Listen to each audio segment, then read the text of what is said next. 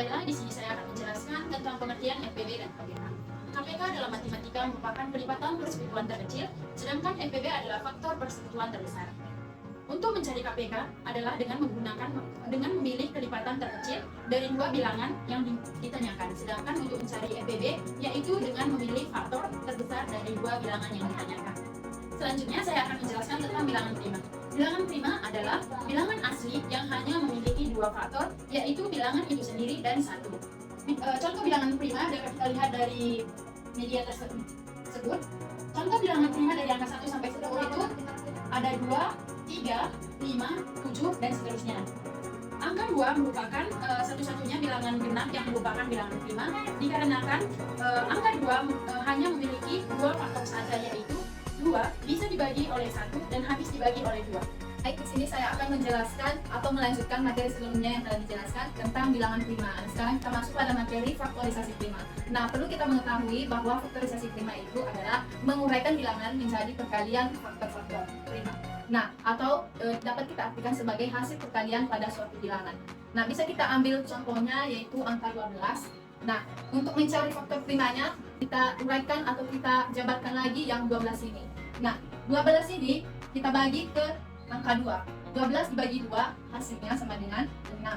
Nah, 6 ini dibagi dengan 2 hasilnya jadi 3. Itulah faktorisasi primanya. Bisa kita simpulkan bahwa faktorisasi prima 12 sama dengan 2 kali 2 kali 3. Hasilnya sama dengan 2 pangkat 2 dikali 3 sama dengan 4 kali 3 sama dengan 12. Oke, selanjutnya soal yang kedua, kita mencari faktorisasi prima dari 18.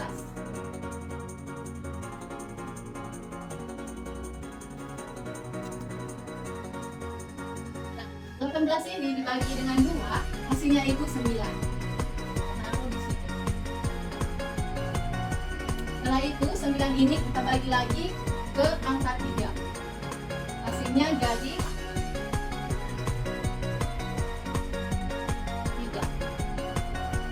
Nah, bisa kita simpulkan dari 18 ini yaitu 2 dikali 3 dikali 3. Artinya 2 dikali 3 kuadrat sama dengan 2 dikali 9 sama dengan 18.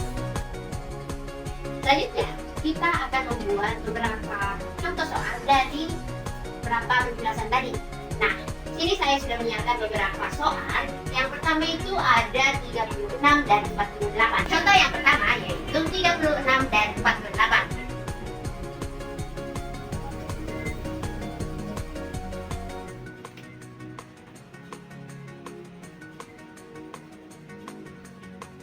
Nah, di yang pertama saya akan menjelaskan bagian 36-nya.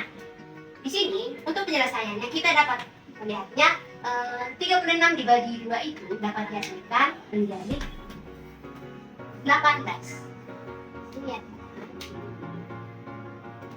Selanjutnya 18 ini dapat dibagi habis lagi nih dengan angka 2. 2 dikali 9.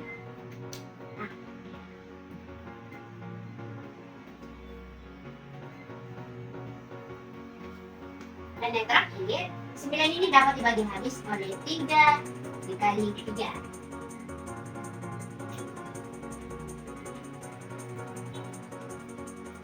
Sekarang pada bilangan ke-48. 48 ini dapat dibagi habis oleh 2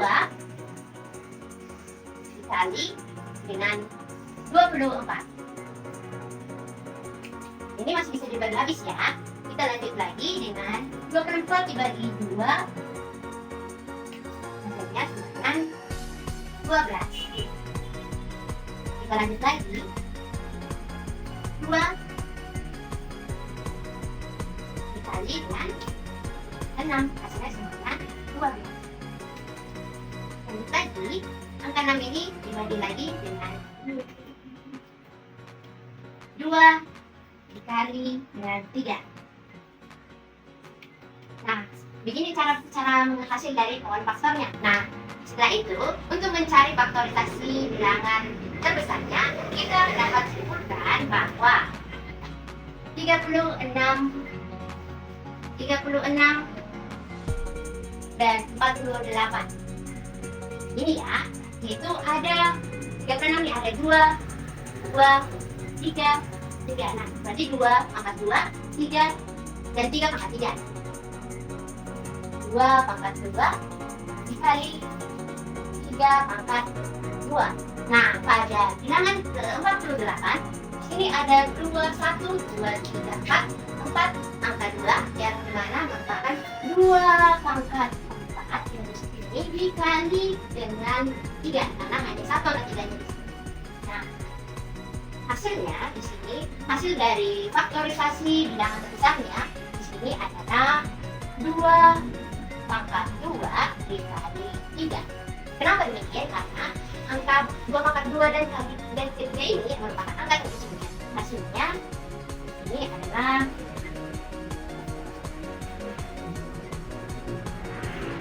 12. Hasil dari faktorisasi bilangan 36 dan 48 adalah 12. Nah, kita akan lanjut ke soal nomor 2. Kita ambil contoh angka 28 dan 32. Angka yang pertama itu angka 28. Kita tempel di sini teman-teman. Angka 28. 28 itu akan habis dibagi 2 dan hasilnya akan menjadi 14. 28 bagi 2 sama dengan 14. 14 itu akan habis dibagi jika 2 dikali 7.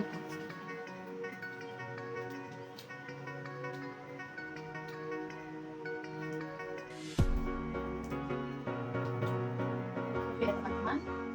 Nah, 7 itu kan tidak dapat dibagi lagi. Jadi kita akan berhenti sampai di sini saja. Kita akan lanjut ke angka nomor 32. 32 akan habis jika 2 dikali 16. 2 dikali 16 kan hasilnya 32. Selanjutnya 16 akan kita bagi 2 lagi dan hasilnya 8. 8 masih bisa kita bagi ya teman-teman. Kita bagi 2 lagi dan hasilnya dapat 4. 4 ini masih bisa kita bagi ya teman-teman. Kita bagi menjadi 2 dan hasilnya 2. Nah, setelah itu kita akan mencari faktor persekutuan terbesar dari 28 dan 32. Kita tulis di sini 28 32. 28 kita ambil keduanya ada 1 2 berarti 2 pangkat 2 dikali 7. Nah, selanjutnya angka 32 kita hitung ada berapa duanya 1 2 3 4 5. Berarti 32 itu sama dengan 2 dipangkat 5. Jadi faktor persekutuan terbesar dari 28 dan 32 itu kita ambil dari faktor yang pangkatnya paling kecil, yaitu 2 pangkat 2. 2 pangkat 2 bisa kita dikalikan, yaitu hasilnya 4 teman-teman. Jadi faktor persekutuan terbesar 28 dan 32 hasilnya adalah 4. Terima kasih. Nah, sekarang kita akan mencari KPK. KPK itu kan kelipatan persekutuan terkecil. Nah, sekarang kita mencari kelipatan dari 2 dan 4. Nah, kalau kelipatan dari 2 itu, yaitu 2, 4, 6, 8, 10. Dan kalau kelipatan 4 itu 4, 8, 12, 15, 20. Nah, dari kelipatan 2 dan 4 yang sama itu adalah 4, 8, 4 dan 8. Nah, kan seperti yang sudah diketahui KPK itu yang terkecil. Nah, dari yang sama ini 4 dan 8, yang paling kecil itu adalah 4. Jadi KPK dari 2 dan 4 itu adalah 4. Kita terima dari 6 dan 8. Di sini sebagai katakannya 6. Kita akan membaginya ke 2. 6 dibagi 2 hasilnya 3. Dan selanjutnya 8 dibagi 2 hasilnya itu ada 4. Terus 4 nya kita bagi 2 lagi. 4 dibagi 2 hasilnya 2. Sehingga faktor prima dari 6 itu ada 2 dan 3. Sedangkan faktor dari prima dari 8 2 dikali 2 dikali 2. Dan faktor primanya itu bisa dapat kita tulis seperti 6 sama dengan 2 dikali 3, dan faktor dari 8 itu adalah 2 dikali 2 dikali 2. 2 sehingga kita bisa pangkatannya jadi 3, 2 pangkat 3. Dari kedua faktor tersebut yaitu 6 dan 8, kita menemukan satu bilangan yaitu 2. Faktor 2 yang terbesar adalah 2 pangkat 3. Faktor 3 adalah 1 diambil dari nilai 3, sehingga dapat KPK dari 6 dan 8 itu yaitu 2 pangkat 3 dikali 3 sama dengan 24. Jadi KPK dari 6 dan 8 itu adalah 24. Baiklah teman-teman, di sini saya akan melanjutkan materi saya, yaitu mencari KPK dari angka 12, 16, dan 24. Nah, yang pertama itu kami akan melakukan common factor angka 12. Yang pertama itu ada angka 12. Lalu angka 12 ini dapat dibagi dari angka terkecil terlebih dahulu yaitu 2. Lalu 12 dibagi 2 itu dapat 6. Nah, kemudian 6 ini dapat dibagi 2 lagi menjadi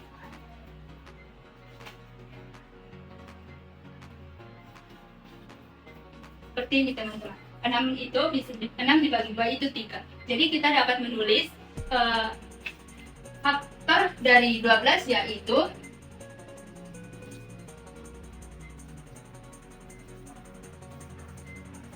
ada 2 pangkat 2 dikali 3. Kemudian kita mencari common faktor dari angka 16. Ada 16 kita dapat dibagi 2 menjadi 8. Lalu 8 itu bisa dibagi 2 lagi menjadi 4.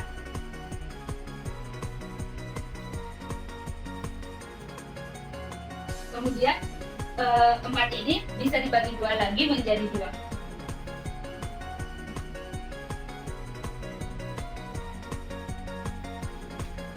Seperti ini ya teman-teman, sudah harus dibagi. Kemudian kita akan mencari common faktor dari angka 24. Ada 24 itu dibagi 2 menjadi 12. Kemudian 12 itu dibagi 2 lagi menjadi 6. Seperti ini ya teman-teman, sampai tidak bisa dibagi lagi. Kemudian 3 itu tidak bisa dibagi lagi ya teman-teman. Yang saya jelaskan tadi itu dari angka 12. Kemudian di sini saya akan membuat faktor dari 16 yaitu 2. Karena 2-nya ada 4 jadi 2 pangkat 4 ya teman-teman. Kemudian yang 24 ada 2-nya ada 1, 2, 3 dan dikali 3.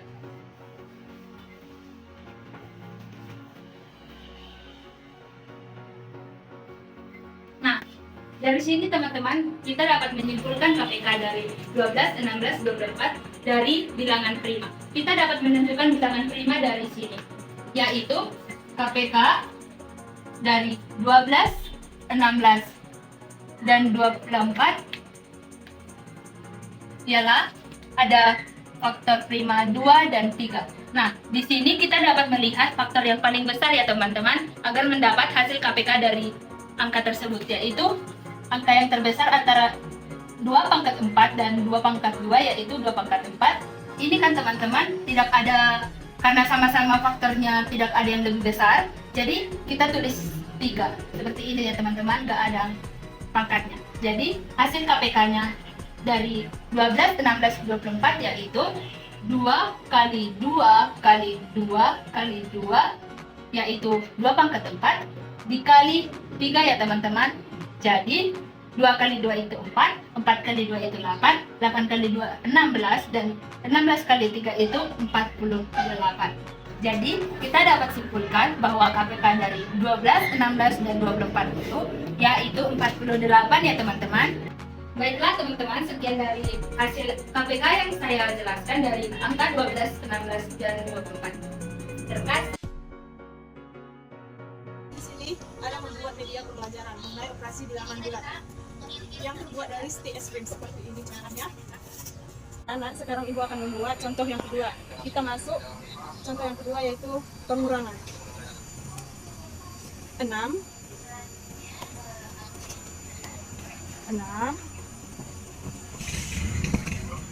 dikurang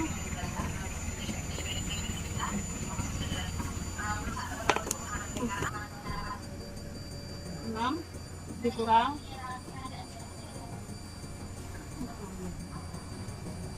4 sama dengan soal minus lagi, itu soalnya minus 7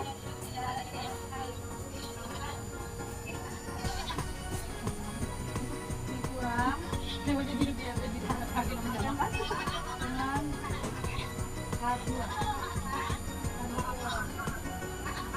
sama dengan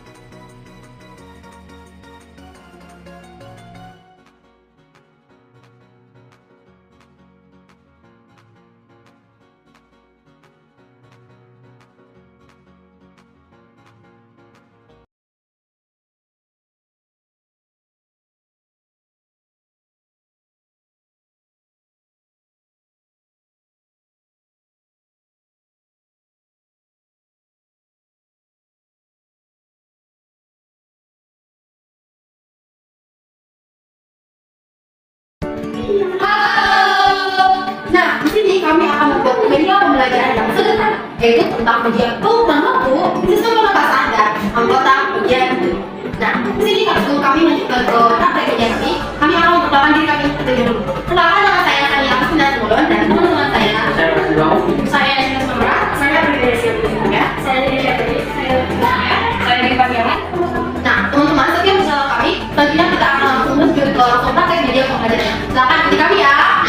Sekarang anak-anak, kita masuk ke pembelajaran pengukuran waktu. Coba anak-anak perhatikan ke depan. Ini ada media ibu buat tentang papan waktu. Anak-anak tahu nggak berbagai macam jenis jam itu ada berapa? Jam dinding, tahu? Jam dinding, tahu? Selain jam dinding, jam apa lagi anak-anak? Jam tangan. Jam tangan. Lalu jam untuk pena. Itu ada jam bu, kalau dikencing ada di langsung. Jam itu. Nah ya, jadi anak-anak jam analog itu seperti jam yang dipakai oleh Sisania itu jam analog. Jadi kalau jam yang berbentuk peta yang ada tulisan angkanya itu disebut jam digital. Seperti yang digunakan oleh sudah jelas anak-anak? Sudah tahu? Tahu ibu.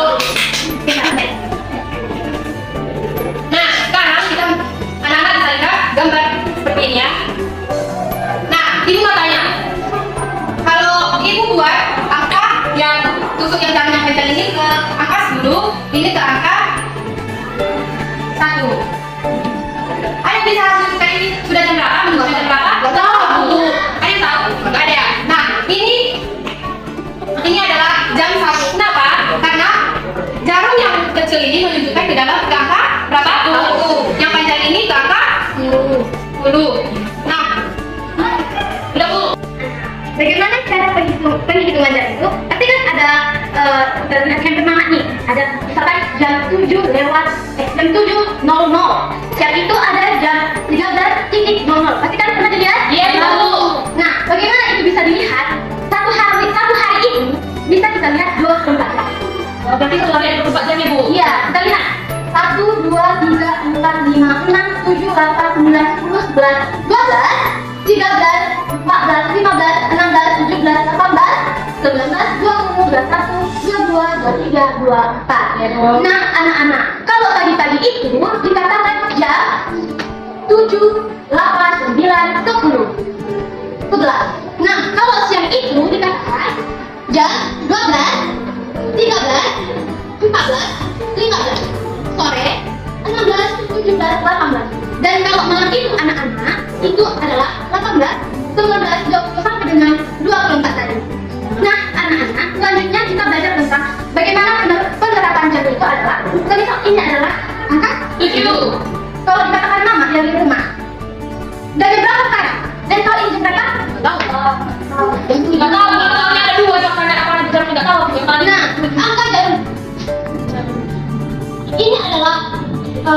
jarum pendek. Ya Bu.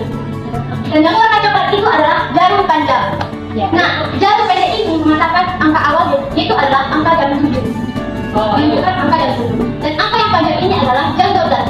Tapi sering dikatakan dengan jam 7.00. Oh, ya.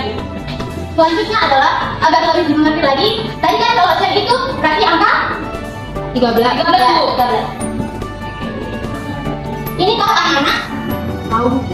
Ini jam berapa? 13.5. 13, lebih tepatnya titik. Tidak tahu. 5. Tidak tahu kan? Oh, enggak, 13.25. Salah anak-anak. Ini jam angka yang pendek ini menunjukkan angka jam 1 angka awal.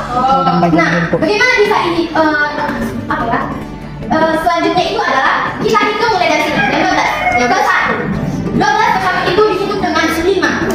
Makanya ini dikatakan dengan jam 1 lewat 5. Oke, selanjutnya agar lebih mendalam lagi akan dijelaskan oleh ibu guru kita. Nah, tadi kan kita sudah menjelaskan bagaimana penetapan jarumnya. Sudah paham? Sudah Bu? Sebenarnya udah tahu, cuma apa bedanya pendek sama panjang? Nah, kalau pendek ini menunjukkan jam. Kalau panjang ini menandakan menit. Sudah? Oh berarti kelas kelas kayak gitu lah ya. Nanti itu pendeknya kan di 11, panjangnya di 12. Berarti jam 11.00. Iya, berarti Bu, yang jarum pendeknya itu lain kita cek dua. Iya. Nah, itu lebih jelasnya lagi Bu, buat soal ya. Oke Bu, ya. Siap, perhatikan.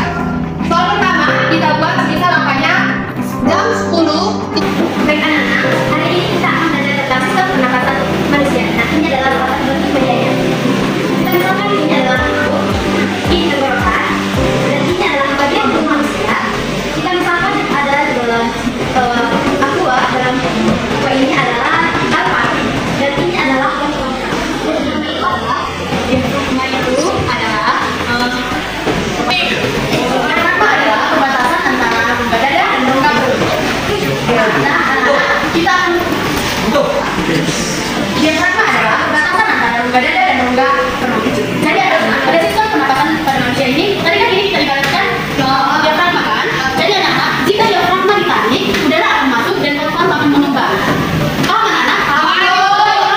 Jadi kalau kamu tarik, maka bikin masuk dan paru-paru mengembang. Ya. Lalu kebalikannya anak-anak, jika diafragma dilepas, maka udara akan keluar dan paru-paru akan mengempis. Ulang sekali lagi anak-anak. Jika paru-paru dilepas, ketika diafragma dilepas, maka paru-paru akan mengeluarkan udara dan paru-paru akan mengecil. Lagi Bu, ulang ya. Mulai dari awal ya anak-anak.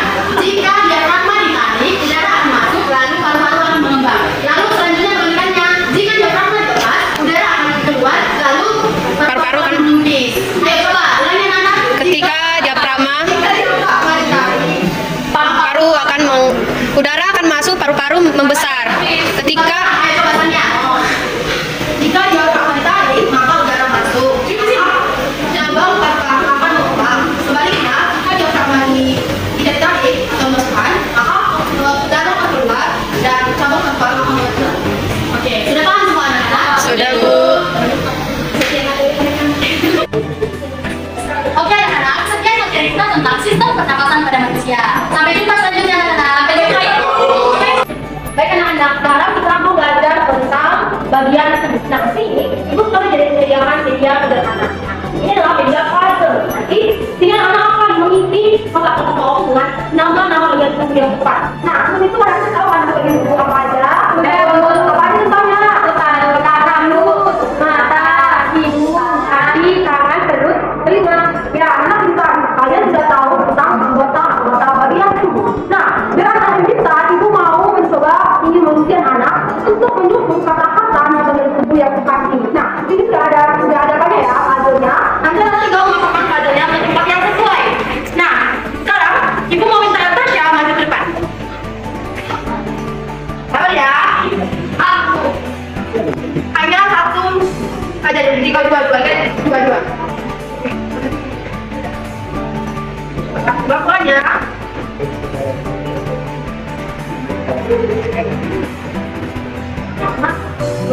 Oke, next gini. Ini gue belum tahu ya ini benar atau bukan. Kita ada di sini.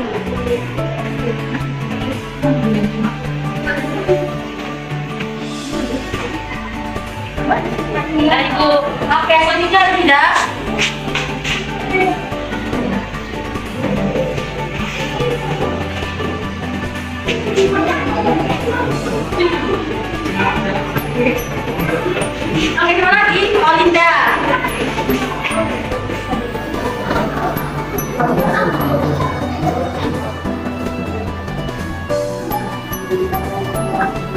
Terakhir, yang terakhir, Prilly. Sisanya pokoknya. Prilly.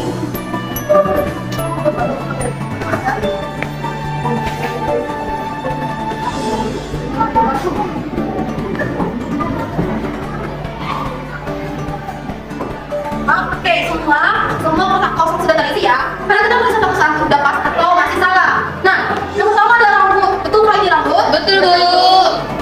Hidung betul? Betul, Bu. Alis betul? Betul, Bu. Telinga? Betul, Bu. Mata? Betul. Mulut? Betul. Tangan? Betul. Ini apa teman-teman? Pusar, Ibu. Pusar. Pusar itu betul. Oh iya ya. Ini kaki. Sini perut. Dada. Nah, nanti sini Ibu sudah mengerti bahwa anak sudah mengetahui tentang bagian-bagian tubuh karena kalian sudah bisa berhasil mengisi pelajarannya dengan benar. Nah, untuk pelajaran selanjutnya kita akan belajar tentang organ bagian dalam tubuh. Itu buat pembelajaran di pertemuan selanjutnya. Oke? Oke, Bu. Ada pertanyaan tentang anggota bagian tubuh? Tidak, Ibu. Tidak ada? Misalnya, Ibu. Kita bentar, Bu. Nah, pusat itu yang punya teman-teman, yang anak-anak yang di perut di bagian tengah. Boleh semua di sini sekarang. Oh iya iya, bagi Ibu.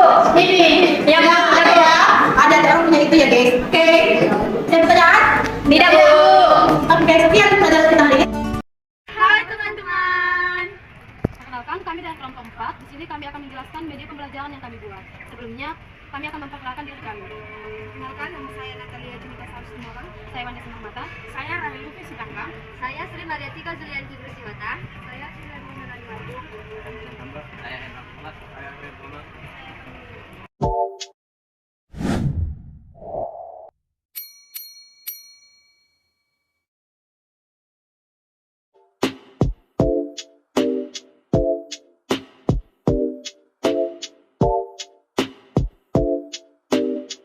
Halo anak-anak, baiklah di sini saya akan menjelaskan nama-nama planet. Jadi dari media ini kita akan mengetahui apa saja nama planet yang ada di tata surya. Untuk lebih jelasnya, mari kita lihat. Yang pertama itu ada matahari. Yang kedua ada Merkurius, Venus, Bumi, Mars, Jupiter, Saturnus, Uranus, dan Neptunus. Nah, untuk lebih mudahnya, bagaimana cara menghafal nama-nama planet, yaitu dapat disingkat menjadi Mer, Ven, Bu, Maju, Saur, Nep, yaitu Merkurius, Venus, Bumi, Mars, Jupiter, Saturnus, Uranus, dan Neptunus. Nah, selanjutnya, garis putih tersebut diibaratkan sebagai orbit dan titik-titik yang ada pada media ini diibaratkan sebagai bintang. Terima kasih.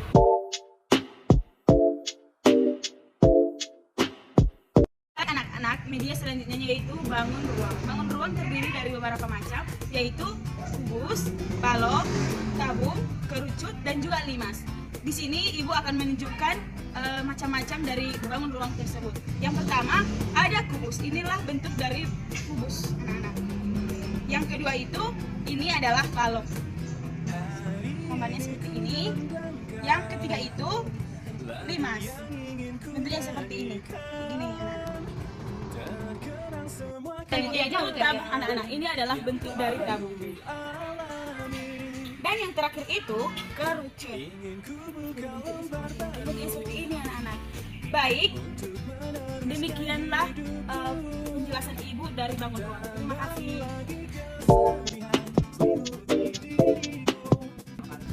Halo anak-anak, materi selanjutnya yaitu metamorfosis. Nah, metamorfosis kali ini yang kita bahas yaitu metamorfosis kupu-kupu. Di sini, Ibu akan memberikan video metamorfosis kupu-kupu perjalanannya mulai dari telur, ulat, kepompong, dan sampai dia menjadi kupu-kupu dewasa.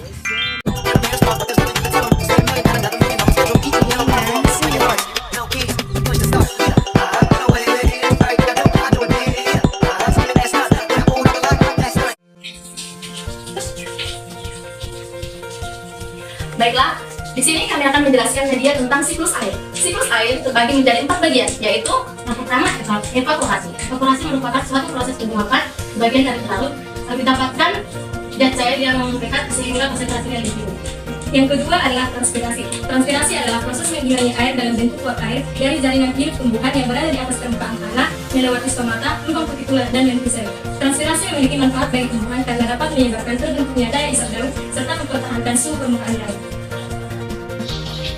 Yang ketiga adalah kondensasi. Kondensasi merupakan perubahan air dan likuiditas menjadi cair. Kondensasi akan direalisasikan ke mengurai. Nah, selain itu, kondensasi juga dapat diartikan di mana proses berubahnya uap air di atmosfer menjadi partikul yang sangat kecil di seluruh udara. Uap air itulah yang berubah menjadi titik air nantinya. Yang keempat adalah presipitasi. Presipitasi adalah proses jatuhnya segala materi yang terjadi di atmosfer lalu dicurahkan ke permukaan bumi dalam bentuk cair atau hujan maupun dalam bentuk padat atau salju. Presipitasi ini juga terjadi ketika banyaknya air yang terkondensasi, maka titisan air di awan akan menjadi besar dan berat untuk menahan di udara sehingga jatuhnya hujan maupun salju. Itulah penjelasan tentang media siklus air. Media selanjutnya akan dijelaskan oleh teman kami. Nah, di sini kami akan menjelaskan media kami yang kedua, yaitu perkembangbiakan generatif pada ayam. Perkembangbiakan generatif pada ayam itu merupakan hasil reproduksi yang dilakukan secara kawin, yang dimana memerlukan alat kelamin jantan dan betina. Nah, perkembangbiakan pada ayam ini disebut ovipar, yang dimana bertelur. Induk ayam akan mengerami telur selama 20-21 hari. Nah, telur ayam akan berubah menjadi telur ayam embrio, kemudian telur ayam embrio akan berubah menjadi anak ayam. Setelah anak ayam menetas, maka menjadi anak ayam. Anak ayam ini bertumbuh dan berkembang menjadi ayam dewasa. Setelah menjadi ayam dewasa, maka perkembangbiakan gimana, Meh? Setelah anak ayam menetas, maka menjadi anak ayam. Anak ayam ini bertumbuh dan berkembang menjadi ayam dewasa. Setelah menjadi ayam dewasa, maka kembali menghasilkan telur kembali. Baik teman-teman, di sini kami akan menjelaskan media kami ketiga, yaitu Kantong perkalian. di sini berfungsi untuk memudahkan ASD dalam hidup perkalian. Di sini ada nanti tempat perkaliannya. Di sini terdapat kantong-kantong. Di sini nanti akan berisi stick yang bisa kita menghitung hasil perkaliannya. Berikut merupakan contohnya. Di sini ada 6 dikali 3. Jadi di sini kita akan menaruh di dalam setiap kantong sebanyak 6 kantong berisi 3 stick.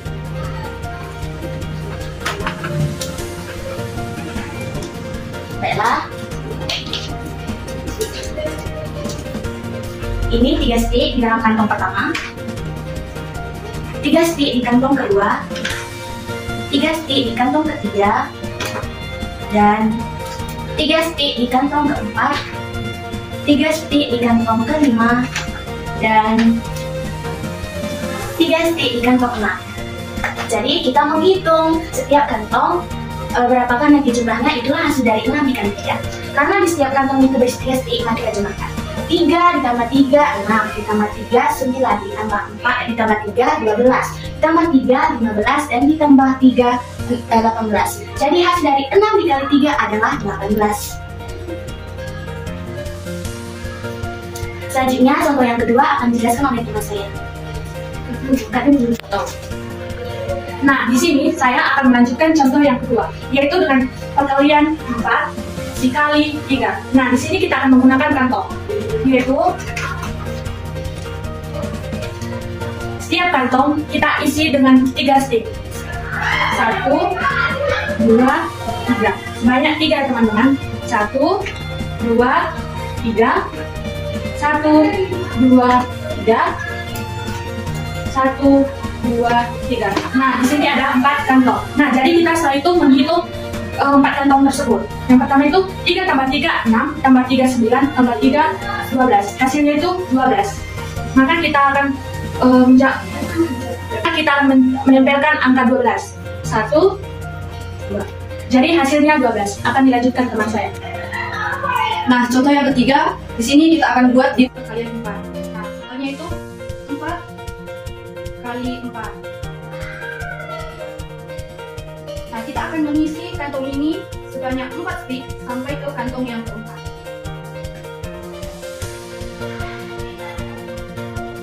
Ini 4 di kantong yang pertama, 4 di kantong yang kedua,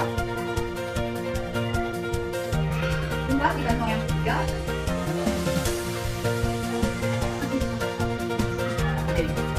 dan 4 di kantong yang keempat. Lalu kemudian kita akan jumlahkan dari yang kantong pertama sampai keempat berapa sticknya. 4 tambah 4, 8, tambah 4, 12, tambah 4, 16. Jadi hasilnya itu adalah 16.